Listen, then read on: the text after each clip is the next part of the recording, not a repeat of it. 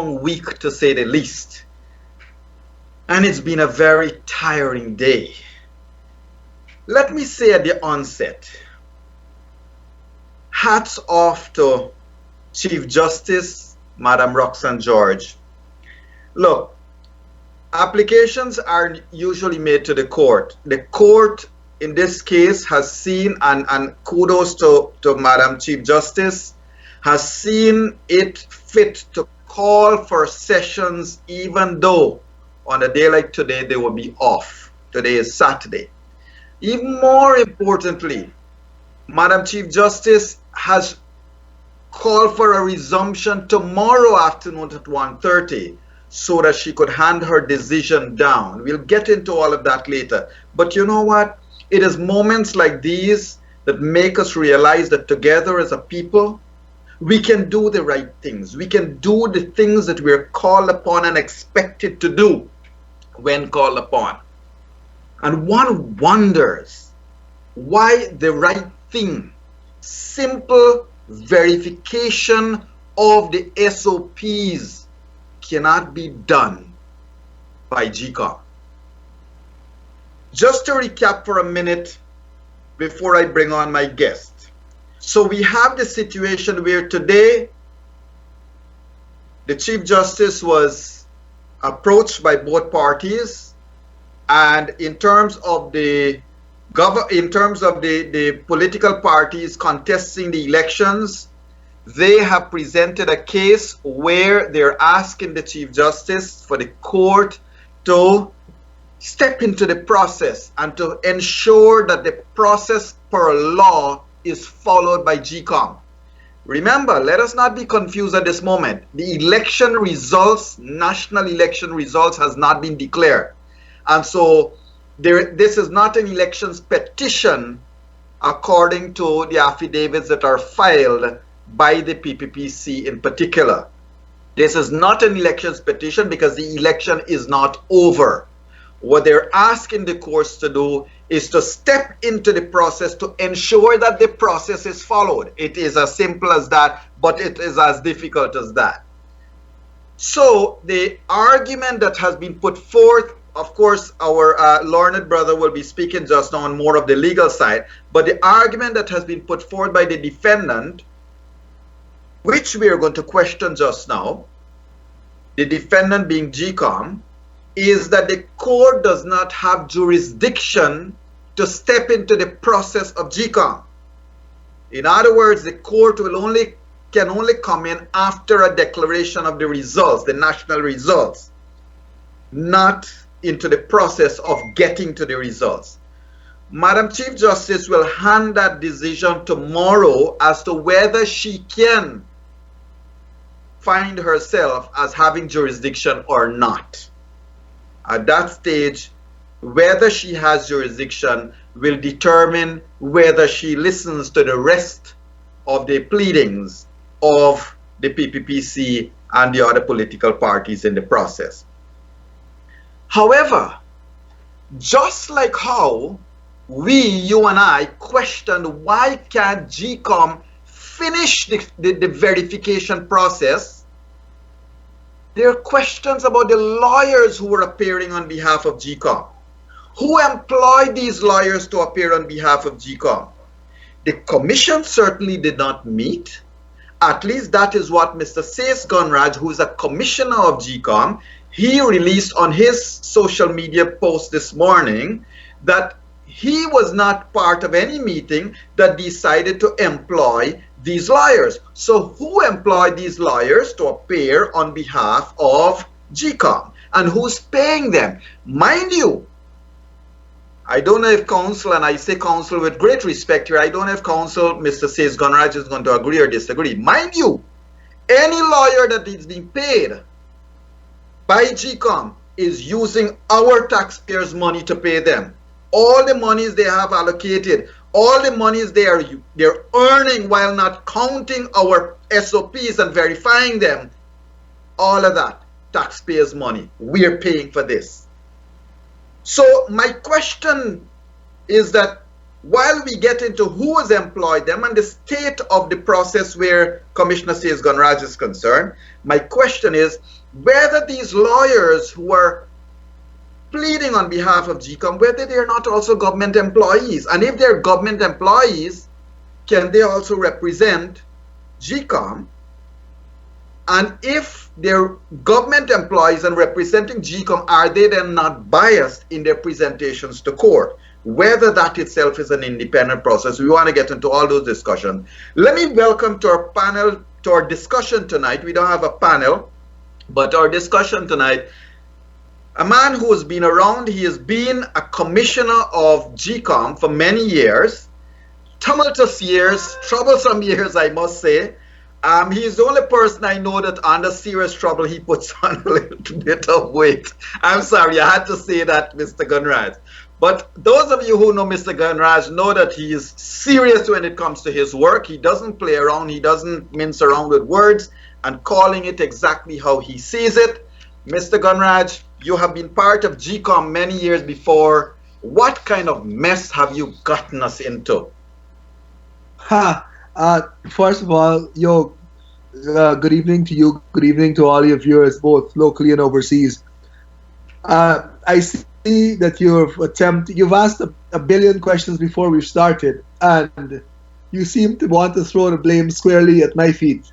Unfortunately, I will not accept that blame readily. But to answer your question, your first question first. GECOM, if you mentioned earlier on my Facebook posts regarding GECOM, you would notice I deliberately have put the GECOM logo upside down, because I believe that the organization has found itself in a very upside down and unruly state. I say this because the statutory obligations of the Commission are not being performed by the officers who are obligated by statute to perform them, and that is very unfortunate. You mentioned earlier on your admiration for the Honorable Chief Justice for coming out on a Saturday and as well on a weekend, tomorrow as well, to hear and decide this instant matter. And is known to be a hard worker, and I join in that admiration. But you also said that it's been a long week. There are people who have not seen their homes, who have not seen their beds, or any bed for that matter, for this entire week, all because of the quest to have the matters and procedures and tasks related to this election process completed properly in a manner that is accepted and acceptable to the Guyanese populace and the world at large. Unfortunately, those efforts are thwarted by persons bent on subverting this process. And that's very, very unfortunate.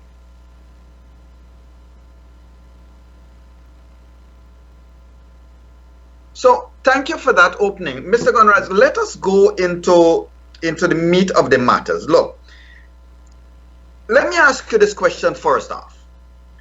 If the process were clear, if the verification was done, and the APNU AFC won by a clearly verified process, would you have a problem? No, I would have no problem, because I sit as a constitutional office holder. It is my duty to ensure the integrity of the process and to ensure that the process is fair to all of the participants. And when I say participants, it includes the contesting parties, it includes the officials who are concerned with the management of the process, and more importantly, it includes the electors who are the major or most important part of this process. The outcome is immaterial to me. What is important to me is like I said, the integrity of the process, and a process that is transparent, open to scrutiny, and that can withstand even the most stringent kind of scrutiny at the end of it. Okay. So let me just remind viewers, for those of you who were tuned into the exchanges in court today, to his credit, Counsel Mendez, who appeared on behalf of the PPPC, did say that the result is not what is important. Anybody could win. In other words, that's what I think he meant. Whoever wins, win. But what is important to them is the process being followed.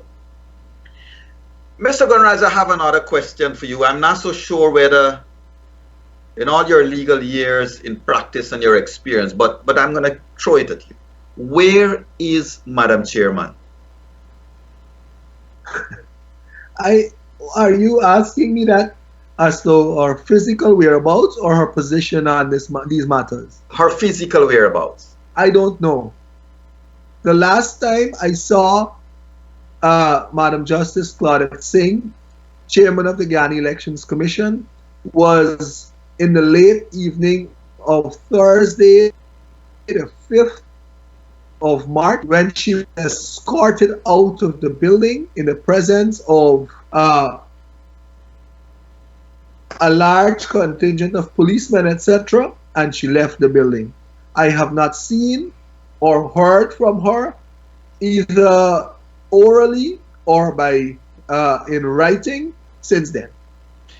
I mean, I've asked that question, and I'm sure you know this, you know me. I mean, I've asked that question really with a great degree of concern as well, because, look, by and large, regardless of how politics might divide this country, most of us, if not all, and if it's not all, then it should be all, but most of us, we do care for each other's well-being. Yes, there are always going to be some that will spout anger and spout hate. We can work on those. But I am genuinely concerned about the health of our chairman. And, you know, I certainly hope, yes, go on. I share your view. I share your view. Regardless of who you are, what is your station in life, and what is your philosophy to what you subscribe, it's immaterial to me as well. I would be concerned for anyone's safety and well-being. In the present circumstances, on Thursday, the chairman went up to a room on the 3rd floor of the command center, which is stationed in what is called popularly called the Ashman's building now. Probably the most popular spot in Georgetown over the last few days. And there were literally hundreds of people. Well, not hundreds, that may be an exaggeration. At least 100 people comprised elections commissioners. All 6 of us were there. There were members of political parties who were waiting for the verification process. And part of my use of the word verification, I have no doubt that later on in this program, I will have an opportunity to dilate on the use of that word, what it connotes, and the process to which it refers. Okay. But there were international and local observers. There were members of the diplomatic corps. There were a few employees of the Guyana Elections Commission. All these people were there, waiting. The chairperson was last seen going to the 3rd floor and was in a room on the 3rd floor. we observed an ambulance and members of an emergency medical team coming, and of course there was a very large police presence as well on the location. We observed an emergency medical team, members of an emergency medical team coming into the building, proceeding to the floor and the door, which we understood the chairman was, and they were turned away by police officers. Obviously, you haven't seen someone for several hours, and you must get concerned for her safety and well-being. Correct. The events that flowed therefrom are now a matter of public notoriety. Efforts were made to verify the well-being of the chairman, and well, like I said, it was widely reported in the press. We all know where that went. Subsequently, we have not seen or heard from the chairman. I mean, I would want to use this opportunity to say publicly that I hope she's well. Not only because of the important role that she has in the life of Guyana, but as a person first and foremost.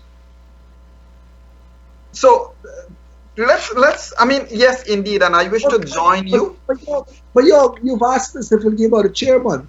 Yes. Allow me to tell you that since just after 9 a.m. on the said 5th of March, Thursday last, when the Chief Elections Officer, Keith Lowenfield, informed myself and a few other commissioners who were present that there was a bomb threat to the building, we have never seen him again. Never seen him since then. Unlike him, unlike the chair, I received an email from him this evening.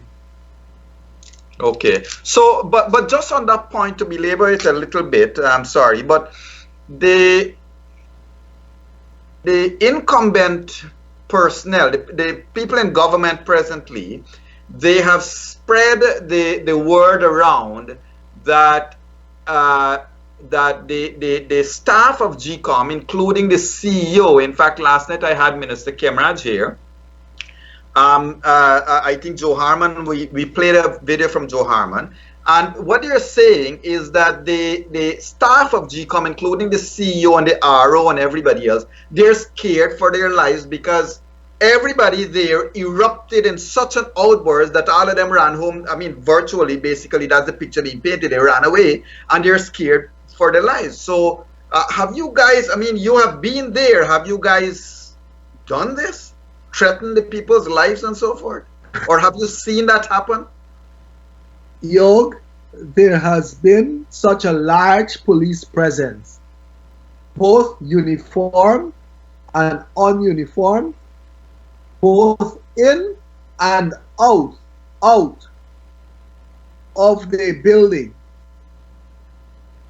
Both in and out of the building. What you're showing there, that clip that you're showing there, Yog, that is not those are members of political parties being arrested there. Okay. Immediately after they sought to verify the well-being of the chairman. Okay. Okay. And look at the number of police officers who are in that room as compared to the people. There were literally dozens of police officers in that building, like I said, like I started to say. Yes. So I can't understand, and all of these people have bodyguards. Okay. I don't understand that a claim is being made of threats and so on, and it is quite obvious that operatives at the Guyana Elections Commission have very good access to force of the Guyana police force. So, Mr. Conrad, of notoriety that on the said Thursday evening, the riot squad was called in to remove me and a few other persons who are there attempting to ensure that the integrity of the documents and equipment associated with the elections process in the returning officer's office. There were at least 3 heavily armed policemen with battle gear, with riot gear and guns to one person who was in there. Okay. So here, my last question on this thing, and we'll move to another topic. The government has released the following. Joe Harmon said that he received calls from GECOM staff that they felt that they were threatened, and he used words like this, that the PPP people stormed the building and they were there far beyond the time legally allowed to be there. Your comment?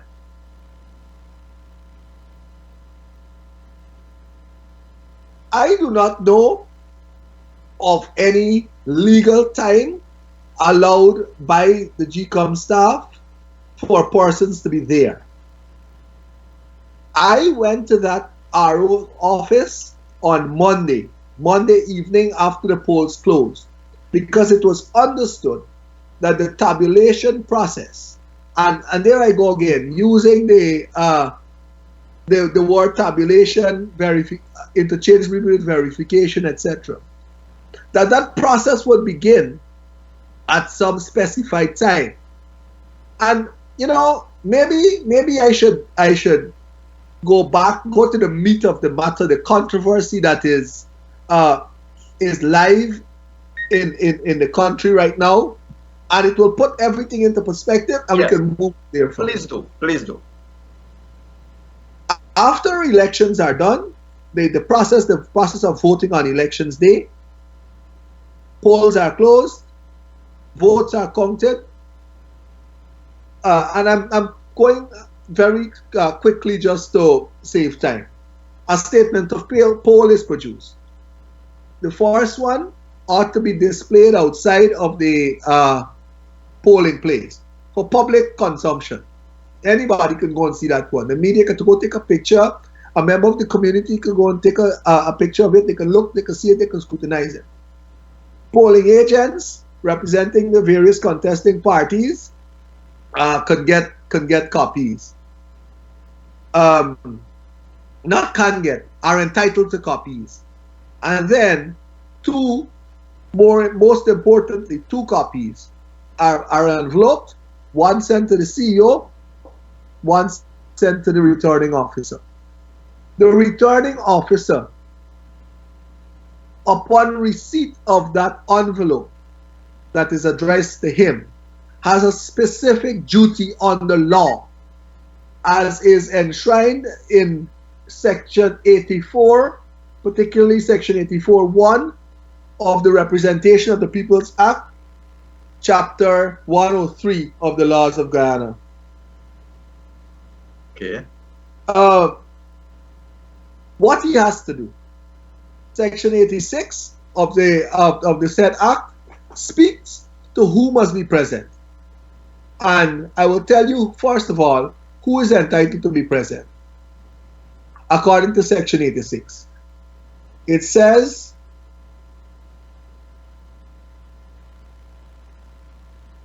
members of the commission, the returning officer, and such other elections officers as he may appoint to assist him in the counting.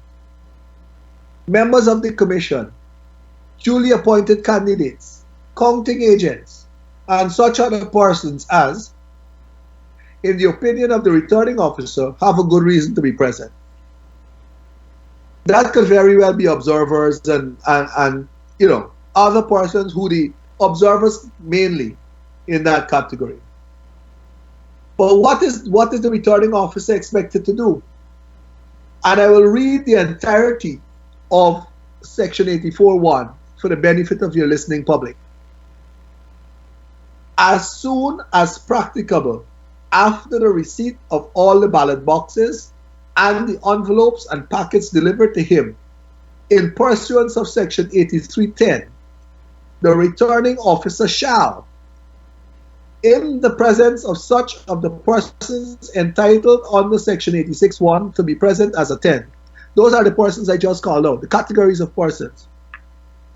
Ascertain, and this is the pivotal word, ascertain the total votes cast in favor of each list in the district by adding up the votes recorded in favor of the list in accordance with the statements of poll.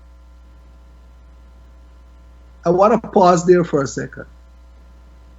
Ascertain, and repeat, ascertain the total votes cast in favor of each list in the district by adding up the votes recorded in favor of the list in accordance with the statements of poll.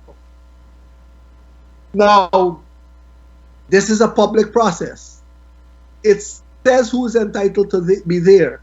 It doesn't say you do this in some back room and present it as a fait accompli. It says it must be an open and transparent process, reading between the lines, and who must be there to witness it. And it is only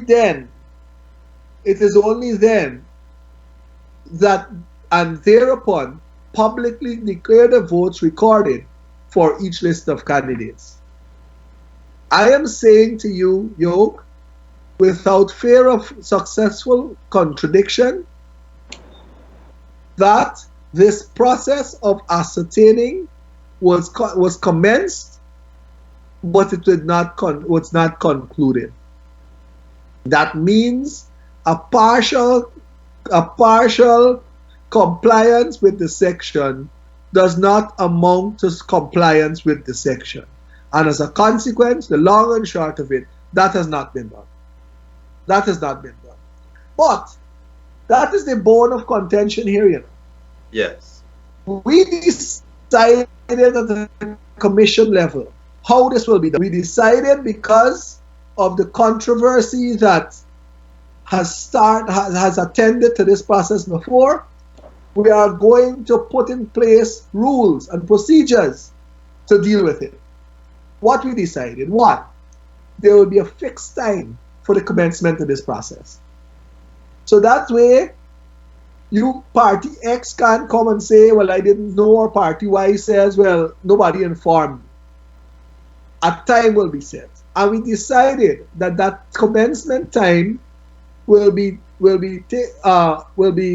set, taking into consideration, for example, the vagaries of the geography of the district and all of that.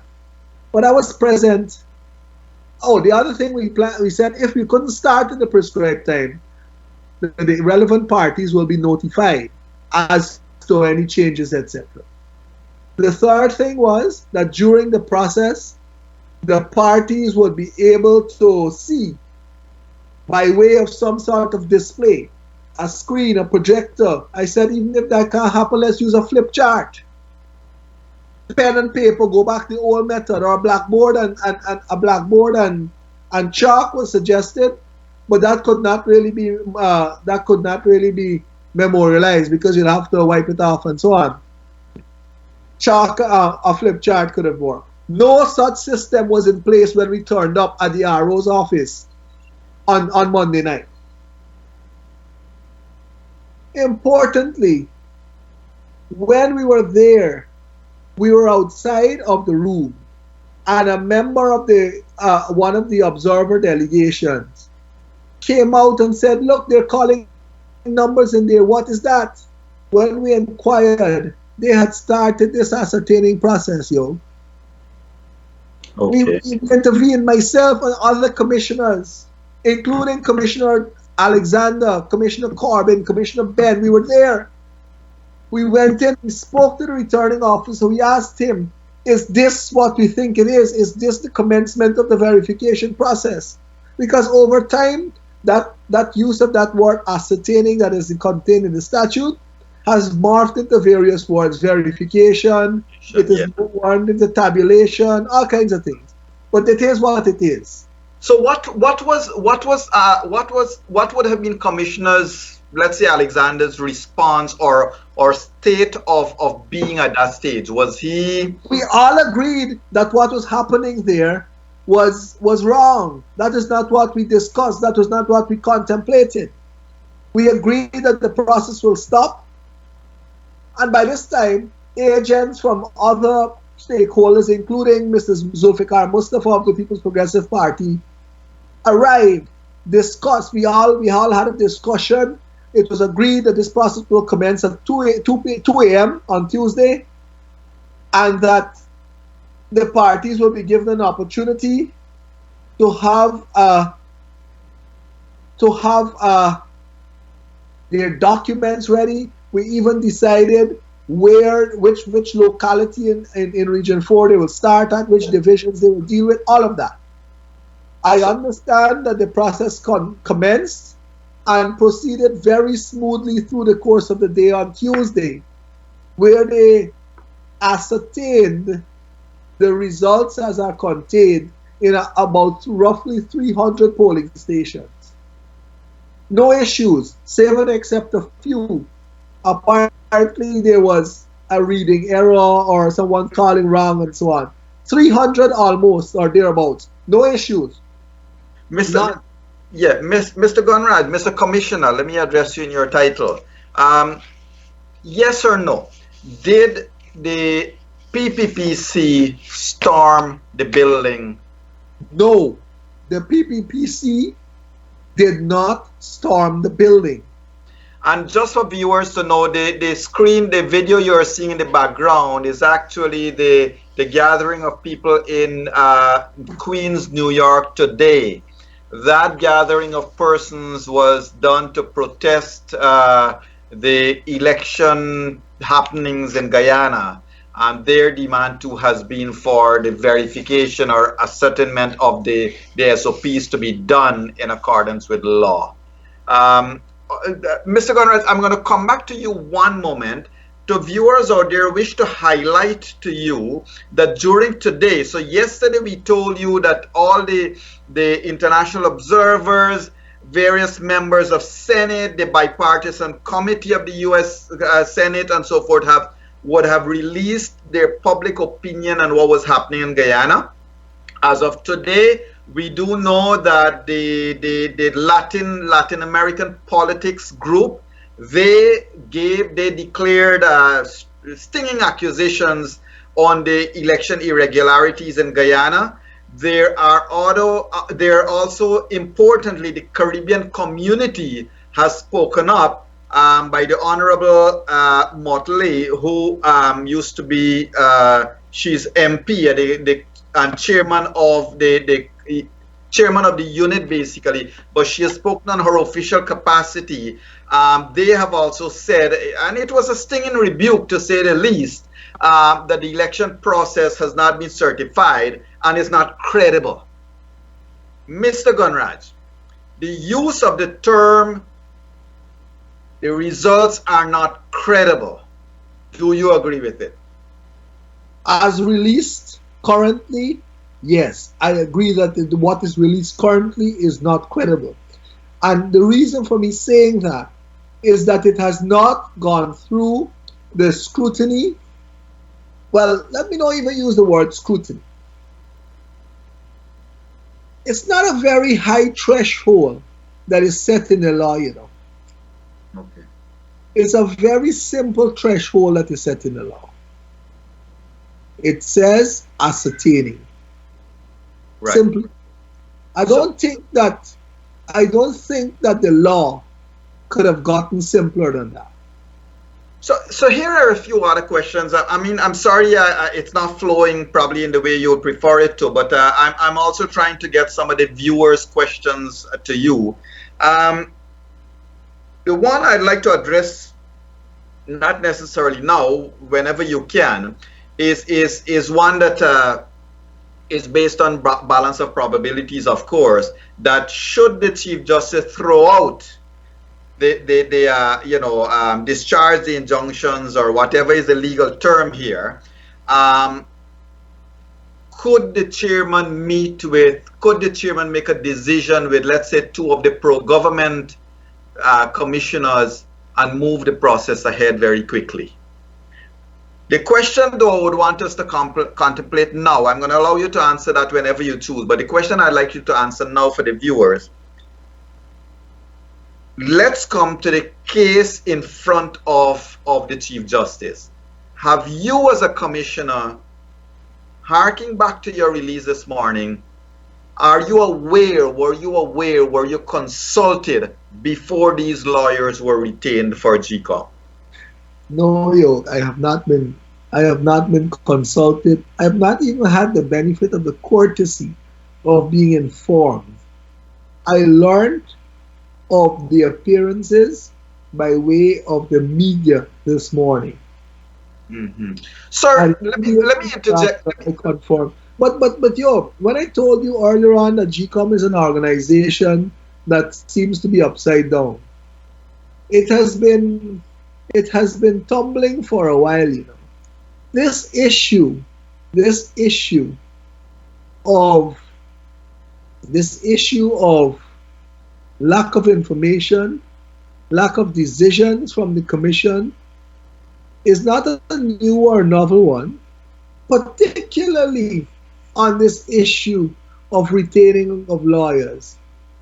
You'd recall last year, during the hearings of the trilogy of cases that have now come to be known as the no confidence motion cases, suddenly, Mr. Stanley Marcus showed up at the CCJ. I'm not sure if it was at the CCJ or in Guyana he showed up. Everyone inquired. I think it was at the CCJ. Everyone inquired, who has retained this fellow? On whose instruction? And that was under Justice Patterson, the former chair. Have you signed his payment thereafter? The payment instructions does not come to the board. Okay. So you understand what's happening there. Okay. So subsequently, yeah. So that was Patterson.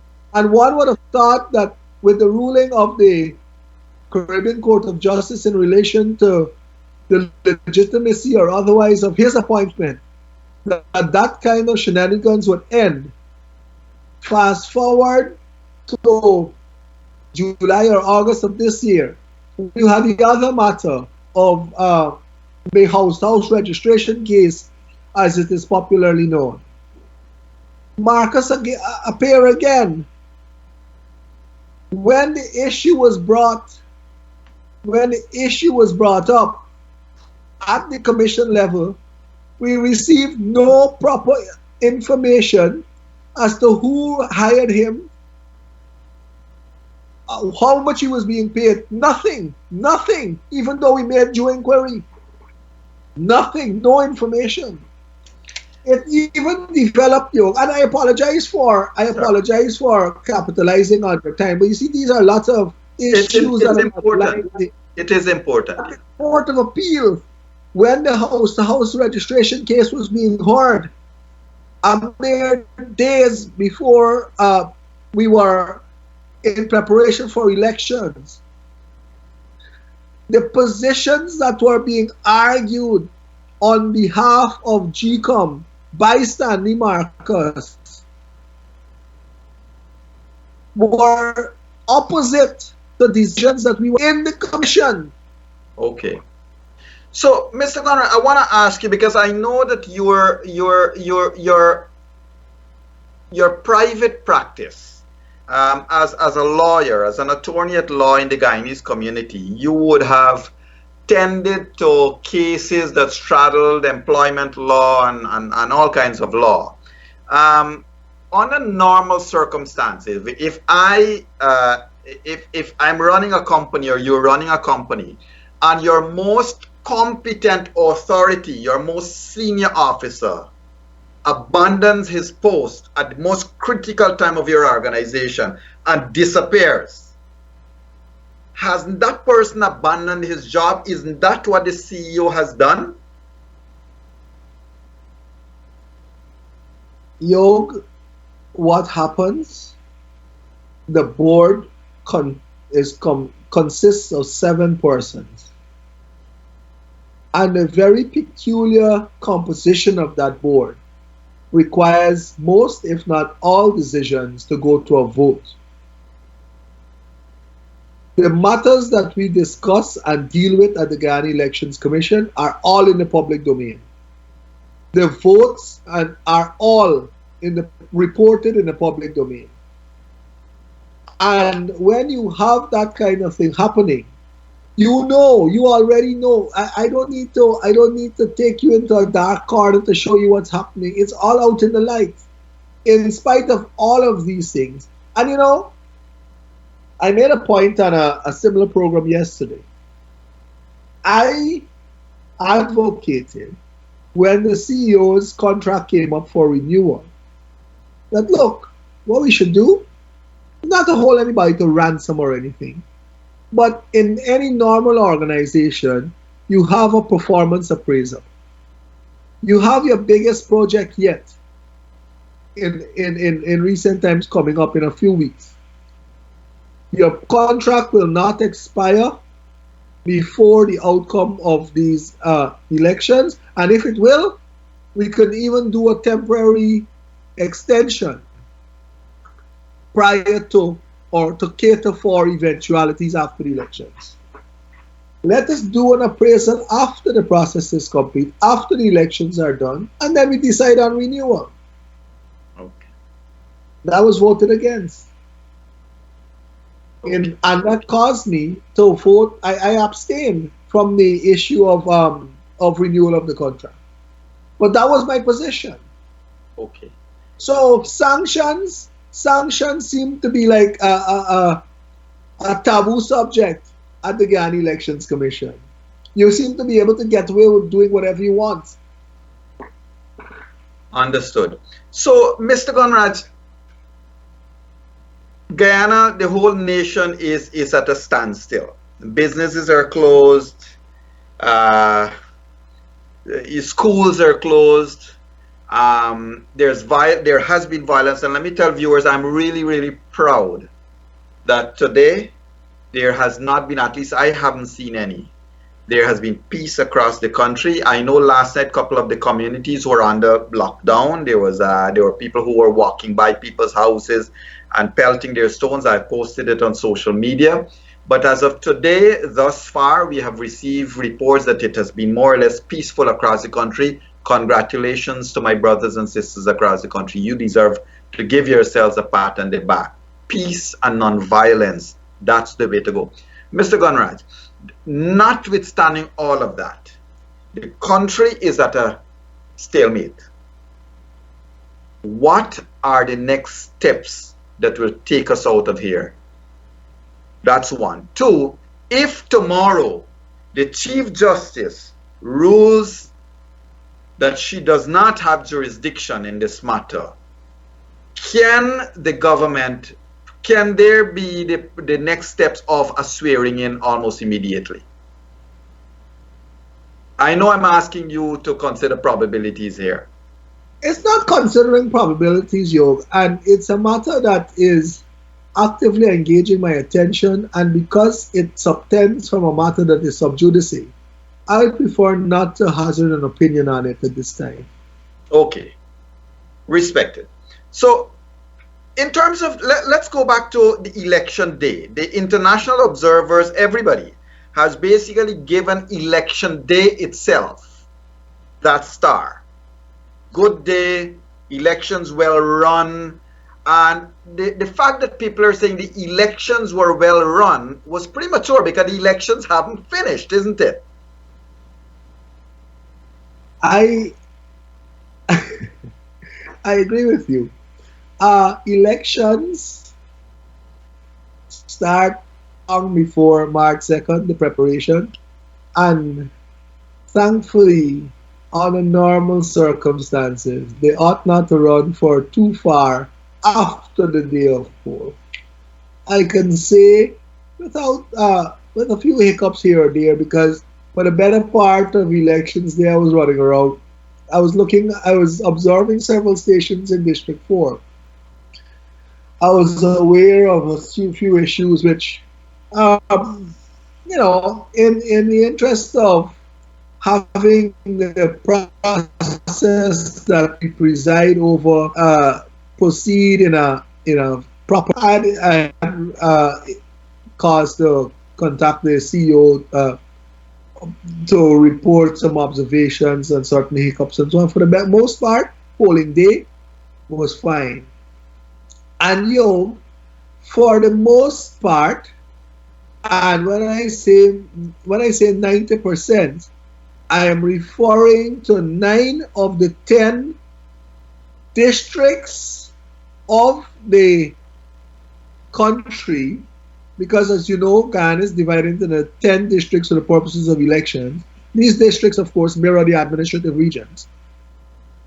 In 90% of the country, the process went well. In 90% of the country, the process went well because the persons who are entrusted with the responsibilities, the statutory officers responsible for conducting the process, followed the law. In all 9 of the 10 regions, the votes were ascertained in the manner contemplated by Section 84(1) of Representation of the People's Act. But it seems as though there is some peculiar reason why the person or persons tasked with that responsibility in Region 4 do not want to satisfy the provisions of the Act. And we must ask ourselves individually as we are here and collectively as a nation and as a world, why this sudden decision and our desire to deviate from the process? Why? So what? But before you go, I was thinking about this thing. Today because, of course, this is taking up all the attention of your mind, right? And lots of other very important issues of a private nature are competing for the limited free space that is there. Yes. You know what? This action by the returning officer in District 4 reeks of? Maybe it is better. People don't vote in your district. Maybe you shouldn't have elections. Maybe some man should just appear out of nowhere with a document and say, this is your results. Take it, shut your mouth, and get on with life. That is what this is akin to, yo. That is well said. That is actually what I saw a number of persons expressing today, that why did I vote? There's no need to vote if my vote wouldn't matter in the process at the end of the day.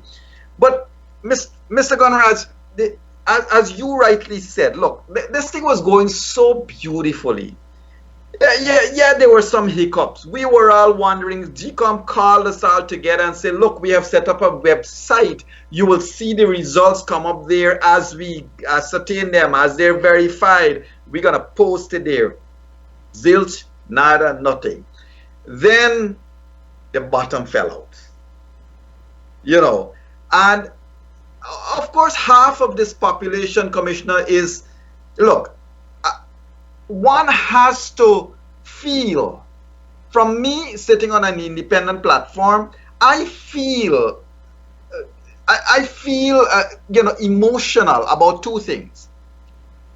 The fact that the verification process could not have been completed means that the elections are not credible. Means we have gone back 50 years. But more so, what I feel bad about is that the supporters of the different sides in this process have become so emotionally fixated on their side's position that it has split this country down the middle. Where we go from here, I don't know. Don't go away with that impression that this country has been split down the middle as a consequence of this these recent actions. You know why? Because unfortunately it is split, but it is not split down the middle.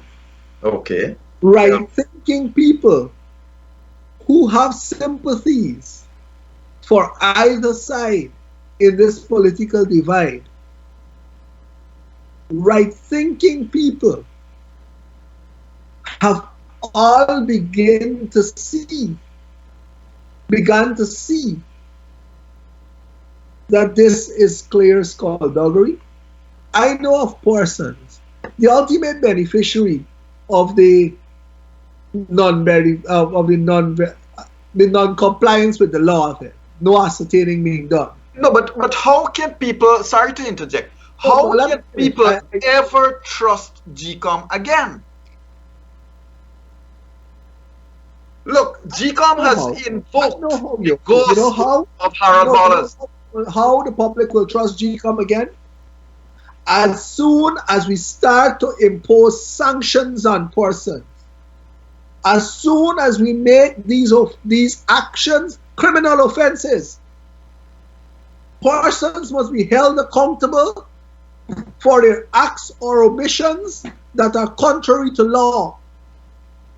Yeah, but then the problem is what you have in front of the Chief Justice. Go on. If someone abandons their post, they are liable to sanctions if you work in the private or public sector. Correct. If someone does not complete assigned tasks, they are sanctioned in many ways, but not a GECOM. You can do nonsense and get away with it. That is the reality of it. But you see the other side of it too. I take your point, but here is the other side. It's what is in front of the Chief Justice. That is, those sanctions come after the fact. The sanctions come after the damage is done. So what is before the Chief Justice, Yog, is not unprecedented as well. What is before the Chief Justice has been before a Chief Justice before. Yes, I've seen the case reference to C.J. Bernard. But I'll tell you. Yeah.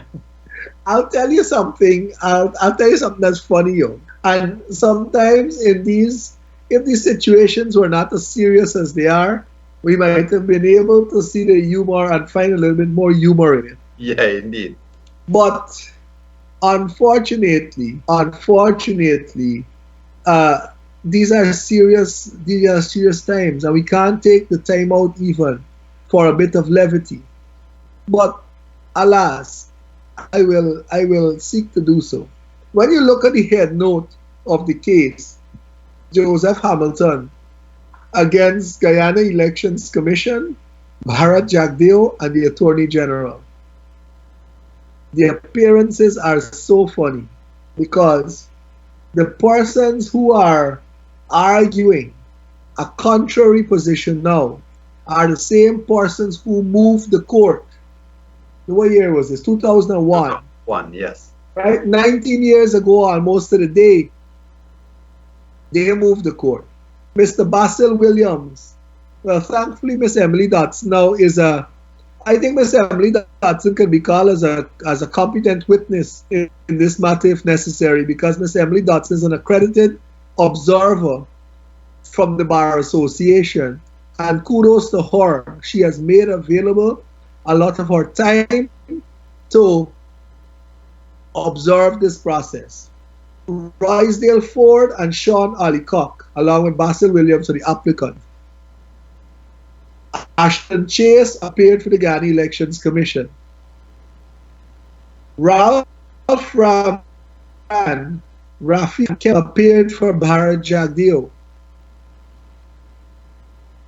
And Ashton Chase, Do Not Sing, and Anil Nandalal appeared for the third name respondent. And this K. Ramjatan is the same Minister Ramjatan for the second name. Yes, Ramjatan. Yeah. Now, As for, that is as a reference point. But what did they ask for in 2001, yo? Joseph Hamilton moved to the court asking for the same thing. He asked for plenty things, several orders he asked for. The Honorable Chief Justice, Madam Justice Desiree Bernard, as she then was, didn't find all of it necessary to grant. Excuse me. But the one that was necessary, what she granted, was that the returning officer must comply with the provisions of Section 84.1. The same issue that we are dealing with now, before the results are declared and before a document could be sent by the chairman of the Elections Commission to the Chancellor of the Judiciary to facilitate the swearing in of a president. So you understand where we are? How tight turn, full yes. circle, 20 years. Yes. And for viewers out there, you can get a copy if you wish. You can get a copy. It's public document of the case that would have been about approximately 19 years ago. As Commissioner Conrad is saying, the case revolved pretty much around the same point, except that that time the people who were now defending, they were then the plaintiff. They then brought this case to Chief Justice Bernard at that time. So now they're going against their own petitioning of that. If it was wrong then, Yoke, and a court found it wrong and ordered that it be remedied, then it can't be right now. Correct. Nothing has changed. The law hasn't changed. Gotcha. So I mean, I know I'm repeating a question here. I mean, we're going to come down to program time, Justin, and I know you're extremely tired. One could only imagine how you and the rest of the team feel at this stage. I know that I know that I asked you for 15 minutes tonight, but it's been 60 minutes. So I'm going to ask you just one or two more questions. But could you make that one, Yoke? I'm seeing it's 8 o'clock and I have something very important to do at this hour. So I would. From here on, what? Let's wait and see what the Honorable Chief Justice rules tomorrow, and then I'll answer that question. Okay. Any final thoughts? Any final comments, sir? Yes, Yoke. Before you earlier on in the program, you commended the persons who have refrained, particularly over the course of today, from engaging in acts of violence, etc. I will join in that call for persons to continue to so refrain, and we hope we are working assiduously on all fronts to ensure that these issues are dealt with in a timely manner. I know patience is a hard thing to ask for in these circumstances, but I can only repeat that call. Be patient and have faith in the outcome. I am sure that persons out there are equally anxious, but let's channel our anxiety in a constructive manner and refrain from violence, refrain from hate speech, both physically, social media, and all of that. We will get through this. Guyana has weathered many storms, and this is one I see a simple resolution, and I hope that good sense prevails. That simple resolution can be utilized, and we can have this done. Thank you.